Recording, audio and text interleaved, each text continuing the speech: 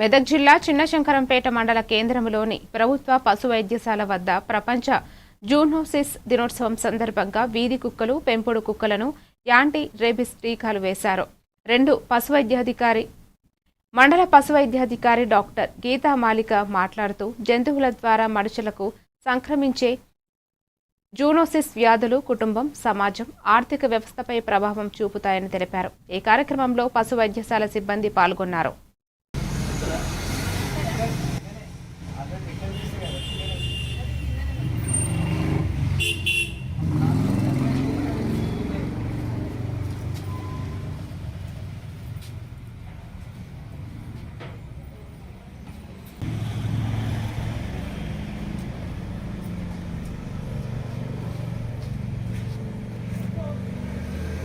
అందరికీ నమస్కారం.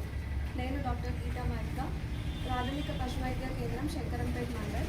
ఈరోజు జూలై 6న వరల్డ్ జూనోసిస్ డే అని సందర్భంగా ఇక్కడ పశు వైద్యశాలలో పెంపుడు కుక్కలకు మరియు వీధి కుక్కలకు ఉచితంగా రేబీస్ వ్యాక్సిన్ వేస్తున్నారు. కావున యజమానులు తప్పక వాటి డాగ్స్ని తీసుకొచ్చి వ్యాక్సినేషన్ చేయించుకోవాల్సింది.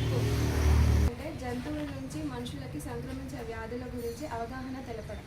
కాబట్టి ఇలా మనకి లెప్టోస్పైరోసిస్, రేబీస్, తర్వాత నెఫా వైరస్, ఏవియన్ ఇన్ఫ్లుయెన్జా అంటే కోళ్ళ నుంచి H1N1 వైరస్ మనకి వస్తుంది. కాబట్టి సో ఇలాంటి వ్యాధులు జంతువుల నుంచి మనకి రాకుండా ఉండేలాగా వాటి గురించి జాగ్రత్తలు ఎలాంటివి తీసుకోవాలనేది ఈరోజు అవగాహన కల్పించడానికి ఈ ప్రోగ్రామ్ అనేది కండక్ట్ చేస్తున్నాము.